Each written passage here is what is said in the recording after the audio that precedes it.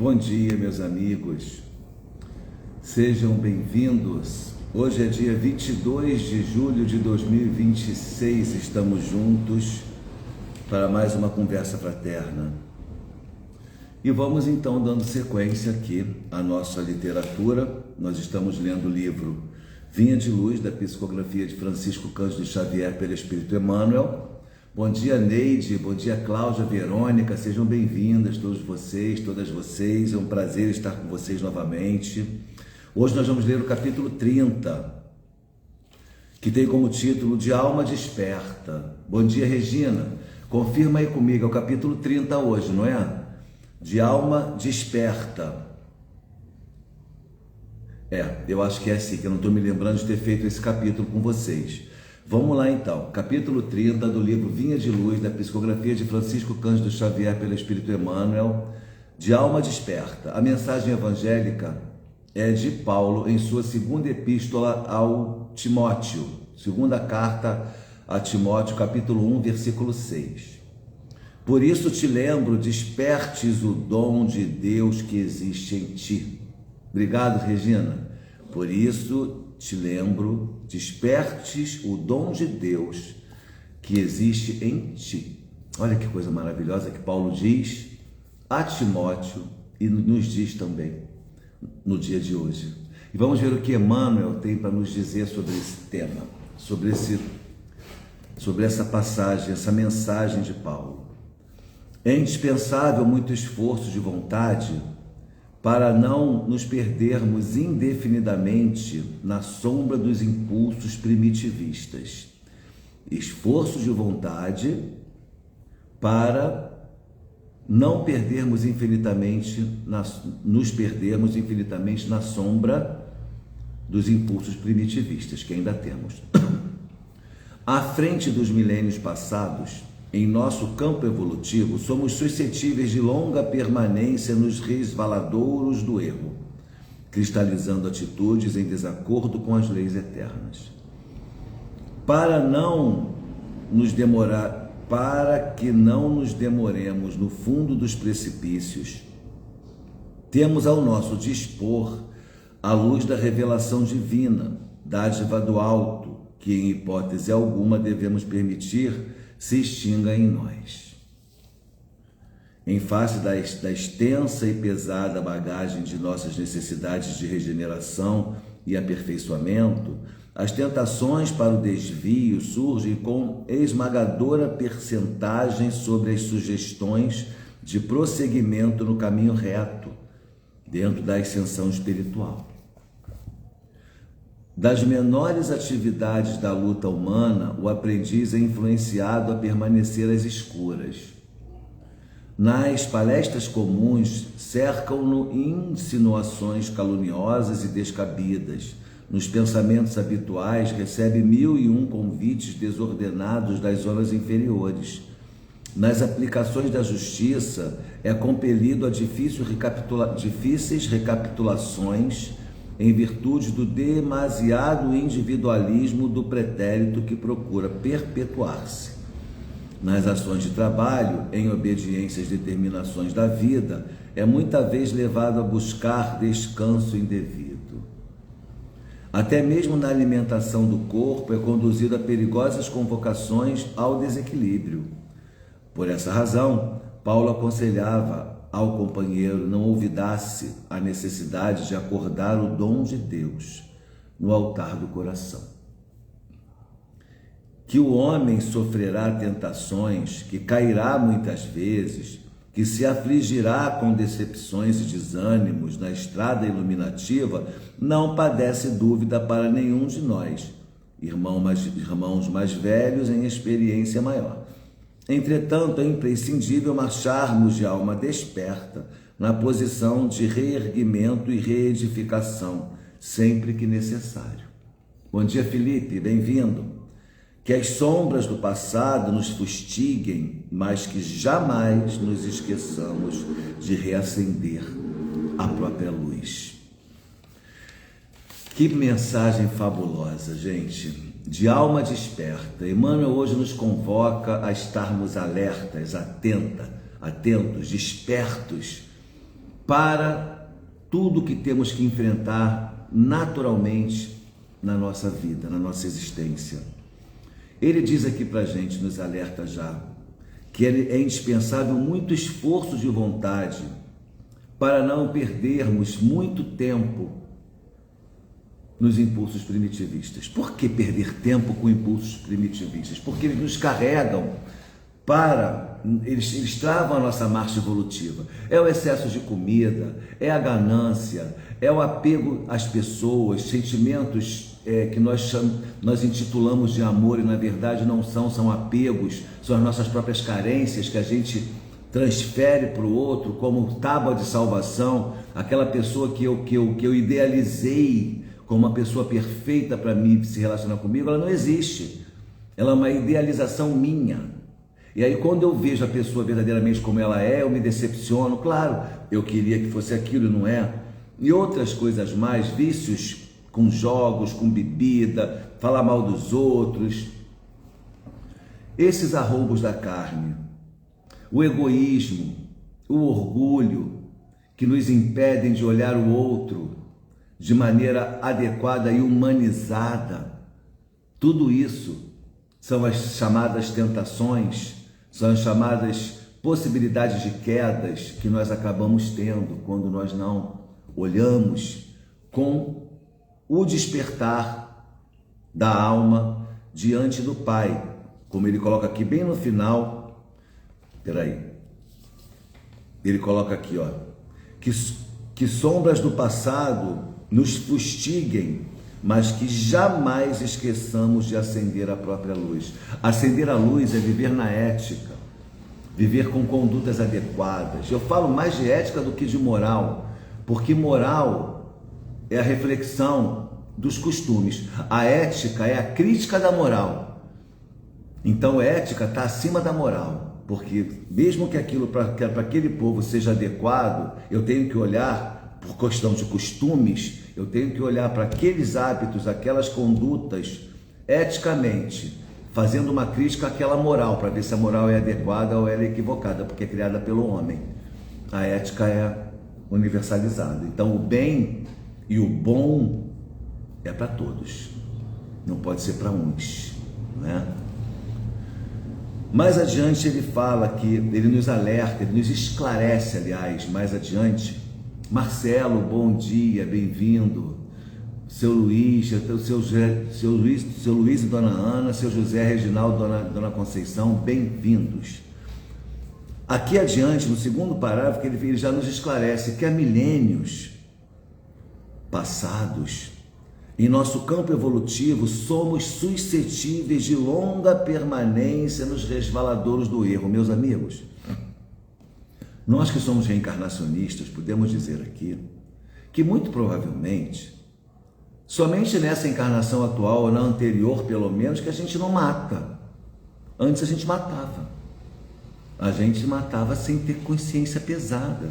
A gente cometeu erros, equívocos, extremamente em forma de delinquência mesmo, e foram muitas existências assim, cometendo essas faltas de todas as ordens. Então a gente vai reverberando, ele coloca aqui, ó, para que não nos demos, ele falou, à frente dos milênios, em nosso campo evolutivo, somos suscetíveis de longa permanência nos resvaladouros do erro, cristalizando atitudes em desacordo com as leis eternas. Muitos desejos que nós temos hoje, eles são decorrentes dessas cristalizações de existências passadas, e a gente não percebe. A gente acha que é só uma vontade nossa, mas é uma vontade nossa de milênios, que a gente já está conseguindo resistir agora.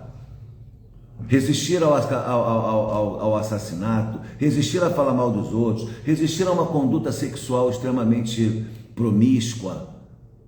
Temos que olhar para essas nossas condutas, nossas tentações, nossos desejos, nossos pendões, nossas tendências que não sejam adequadas, como algo que realmente está cristalizado em nós e precisa ser removido, para que nós possamos caminhar adiante e progredir. Por isso, o despertar da alma, como Emmanuel nos propõe.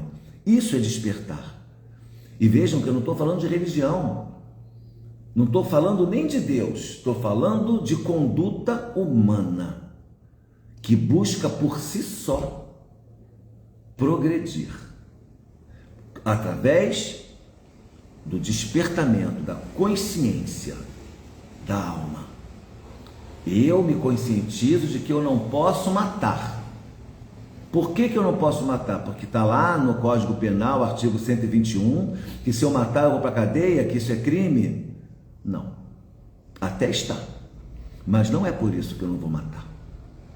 Eu não vou matar porque aquele que, por mais que tenha me feito um mal, também é meu irmão, que eu não tenho o direito de ceifar a vida de um outro ser que foi dada por Deus, que isso é um crime contra a humanidade e contra as próprias leis de Deus, e que isso vai me gerar consequências. E que o meu irmão não merece uma conduta violenta como essa. Então eu não vou matar porque eu não quero mais matar. Porque eu não porque eu estou sendo compelido pela lei do meu país a evitar essa conduta, porque senão eu vou para a cadeia. Não, isso está no passado já, graças a Deus. Então eu andei para frente, eu progredi. Eu despertei para essa conduta e tenho que despertar para muitas outras mais. Bom dia, dona Ana. Em face da extensa e pesada bagagem de nossas necessidades de regeneração e aperfeiçoamento, Emmanuel, as tentações para o desvio surgem com esmagadora percentagem sobre as sugestões de prosseguimento no caminho reto, dentro da ascensão espiritual. Por quê? Justamente por causa da extensa e pesada bagagem de nossa necessidade de regeneração. São milênios que a gente reencarna cometendo os mesmos erros. Então é muito difícil a gente resistir a esses arroubos da carne, às ilusões que a carne nos propõe. Ontem nós estávamos falando no estudo do Livro dos Espíritos sobre a nossa ambição espiritual. Qual é a sua ambição espiritual? Você tem uma ambição espiritual? Nós ambicionamos um apartamento, uma casa própria, um carro, um casamento feliz, filhos saudáveis. Ambicionamos que nossos filhos fiquem bem, ajudamos eles a crescer, damos uma boa educação, uma boa escola, procuramos fazer nossas especializações. Tudo isso são ambições e projetos materiais. E os espirituais?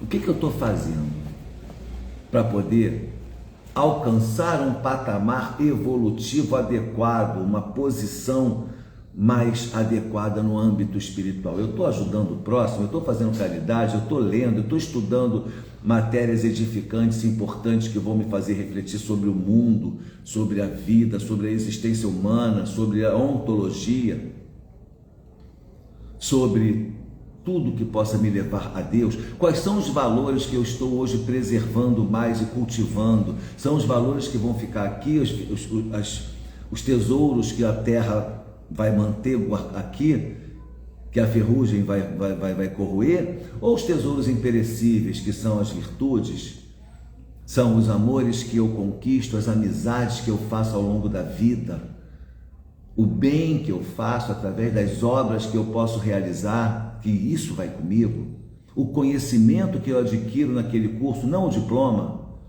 não a posição na terra, mas o conhecimento vai comigo. Agora, a posição, o diploma, vão ficar aqui. André Luiz, um grande médico na Terra, quando chega no espaço, não é reconhecido como médico no primeiro momento, porque lá ele não é médico, aqui que ele era médico, porque a ciência e a medicina espiritual são muito mais amplas do que a nossa vã filosofia possa vislumbrar. Nas palestras comuns, cercam-nos insinuações caluniosas e descabidas. Nos pensamentos habituais, recebemos 1001 convites desordenados das zonas inferiores. Nas aplicações da justiça, somos compelidos a difíceis recapitulações em virtude do demasiado individualismo do pretérito que procura perpetuar-se. O filho do vizinho é delinquente, o meu coitadinho cometeu só uma falha. Vamos ter indulgência com meu filho, ele é um menino bom, eu conheço ele desde que nasceu, mas o filho do vizinho fez aquela mesma coisa que o meu filho, mas ele fez com maldade. Ele merece pagar. Isso é justiça. Quem nunca se pegou pensando assim? Pode até não ter agido, mas pensou. Ouviu alguém fazer isso no âmbito das nossas relações, insinuações. Quem de nós nunca cometeu essa falha? Fazer insinuações caluniosas, descabidas das pessoas, sem saber nem o porquê. Já está falando, já está deduzindo, está concluindo, provocando uma desordenação, uma desordem energética, sabe? Maculando a imagem do outro, ou pelo menos sendo o ouvinte, o receptor daquela mensagem. Sabe que a pessoa ela tem uma tendência caluniosa, insinuatória. Evita. Fulano, não me vem com as suas conjecturas a respeito do outro, porque quanto mais Pedro fala de Paulo, mais eu sei de Pedro e menos eu sei de Paulo. Se todo mundo usasse esse ditadinho, a fofoca ia acabar, não é? Pensa comigo, quanto mais Pedro fala de Paulo, mais eu sei de Pedro que está falando do que de Paulo, porque o que Pedro está me falando pode ser mentira, calúnia, pode ser insinuação caluniosa, eivada de vícios de verdade, mas se ele está falando é porque ele tem essa coragem de ter essa conduta equivocada. Então eu estou entendendo muito melhor ele do que o Paulo. Ele eu já sei que ele é perigoso. Entende? E aí eu evito também em mim propagar a calúnia, as insinuações equivocadas. Por quê? Porque eu preciso preservar a minha imagem e a do outro. Por que eu vou criar a discórdia? Eu tenho que, meu motivo na Terra, a minha missão na Terra não é fazer a discórdia, é fazer a união, é promover a fraternidade, o bem-estar entre aqueles que estão comigo, o meu bem-estar e o bem-estar das pessoas à minha volta. Então, para que eu vou caluniar? Se eu ouço alguma coisa que eu não tenho certeza que seja verdade e que não tem utilidade nenhuma, eu ignoro. Por essa razão, Paulo aconselhava ao companheiro que não olvidasse a necessidade de acordar o dom de Deus. Por isso que Paulo fala para Timóteo: por isso te lembro, despertes o dom de Deus que existe em ti.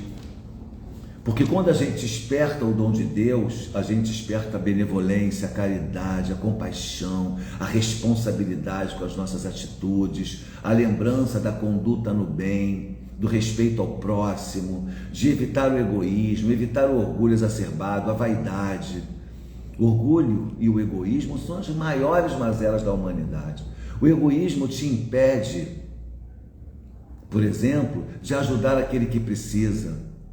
O orgulho te compele a achar que você é melhor do que os demais. Por que você é melhor que eu? Em que eu sou melhor que você? Somos todos irmãos, filhos do mesmo Pai, e todos os dons que nós recebemos e que inclusive nos ajudaram a ter uma posição na Terra mais destacada, foram dados por Deus. Então eu não sou nada sem Deus. Então quem é o mérito? Quem é o mérito de todo o nosso sucesso? Nosso. Porque nós trabalhamos, mas também de Deus. Ele que deu. Se Ele deu, Ele toma. Então, se a gente pensar assim, a gente se torna uma pessoa mais humilde, mais compreensiva, mais empática com aqueles que não conseguiram alcançar a mesma posição. E assim a gente vai ajudando aqueles que precisam, como nós somos ajudados pelos nossos mentores espirituais. É muito importante a gente pensar nisso, sabe? Porque a gente precisa mudar o nosso contexto vibracional da mente, dos pensamentos, para que a nossa volta, a psicosfera fique mais salubre. Sabe, meus amigos? E a gente tem que pensar nisso tudo. Que o homem sofrerá tentações, como ele diz aqui com muita propriedade, sim, ele cairá muitas vezes, se afligirá com as decepções e desânimos na estrada iluminativa. Não padece dúvida nenhum de nós, para nenhum de nós. Irmãos mais velhos, olha só, ainda coloca na nossa conta uma responsabilidade. Que essas dores vão acontecer, essas aflições vão acontecer, a gente já sabe que vão, mas não padece dúvida nenhuma para nós, irmãos mais velhos em experiência, entretanto é imprescindível marcharmos de alma esperta. Então ele já sabe, ele está me dizendo que nós já temos algum conhecimento, já temos algum preparo para compreender isso e combater as nossas más inclinações na hora das nossas dores. Então, se eu ficar sem grana, eu vou roubar, eu vou trapacear, eu vou cometer condutas equivocadas que vão prejudicar o outro? Não. Eu que vá reorganizar minha vida de maneira honesta, eu que vá reorganizar meus gastos de forma que eu possa sustentá-los, eu que vá ter as minhas renúncias materiais para poder organizar minha vida financeira, mas eu não posso cometer atos equivocados para poder suprir uma situação dessa. É uma questão de ética. Porque aí, isso pelo lado filosófico e humano, para não ficar falando de religião. Mas agora, quando a gente vai para Deus, que não é religião, é um pensamento universal, aí eu também não tenho que fazer isso, porque quando eu ajo de maneira delituosa para com o meu próximo, eu firo a lei de Deus. E quando eu firo a lei de Deus, isso tem consequência. Eu vou ter dor, eu vou ter sofrimento, eu vou ter ranger de dentes. E aí não adianta eu dizer, meu Deus, que injustiça, eu não mereço. Mereço. Eu fiz o outro passar também, por que eu não posso passar? Nós somos iguais. E aí eu começo a entender consciencialmente, despertando para uma consciência universal, que eu não devo fazer isso com o outro. Já imaginou como é que vai ser o mundo regenerado? Já imaginou como é que é o mundo ditoso, onde as pessoas não fazem mal nenhum? No regenerado ainda vai ter, mas no mundo ditoso não tem mais, ninguém mais age equivocadamente, não tem mais dor, não tem mais fome, não tem mais sofrimento, só tem progresso. Progresso pelo amor, não mais pela dor. O homem já não é tão rebelde como ainda é hoje. Nós sofremos porque somos rebeldes. Nós podemos progredir pelo amor, mas progredimos pela dor. O aguilhão da dor vem porque nós somos recalcitrantes no erro, como Emmanuel falou aqui. Séculos, milênios de reencarnações equivocadas que cristalizam condutas delituosas na nossa alma, na nossa consciência. A gente não percebe que a gente está muitas vezes sendo influenciado por essas condutas cristalizadas do passado remoto. E a gente não consegue, sabe, lapidar. Aí vem a dor, aí vem lá esqueci o nome daquilo que faz o ferro, esqueci o nome agora daquela ferramenta que burila o ferro. E aí, sim, o esmeril, é a dor. E aí eu consigo tirar aquela verruga que estava me conduzindo a quedas. É isso, amigos. É uma questão pessoal. Cada um de nós vai decidir como é que quer progredir, porque progredir é inexorável. Chegar ao ápice, chegar a Deus, ao nosso Pai amado, é toda a nossa fatalidade. Isso é maravilhoso saber. Agora, esse caminho pode ser mais ou menos doloroso. Vai depender das nossas condutas, do nosso despertar. De alma desperta, eu entendo que eu preciso fazer valer o dom de Deus que existe em mim. Eu desejo um ótimo dia a todos vocês, uma semana de luz. Quero lembrar vocês que hoje nós teremos o nosso curso de saúde e espiritualidade às 18h30. Quem quiser comparecer, participar. Depois do curso tem passe Vai ser muito bom, uma energia muito positiva, muito saudável. Amanhã teremos o estudo de Ivone, da vida e obra de Ivone, e depois às 17 e às 19 horas teremos a nossa reunião pública, presencial. Vamos receber uma querida amiga que tem uma dinâmica, uma didática extremamente potente, vai ser muito legal. Venham, se puderem, e depois a gente vai ter o passe também amanhã. Essas são as atividades dessa semana na nossa casa. Beijo no coração, paz e bem a todos, um ótimo dia, até a próxima.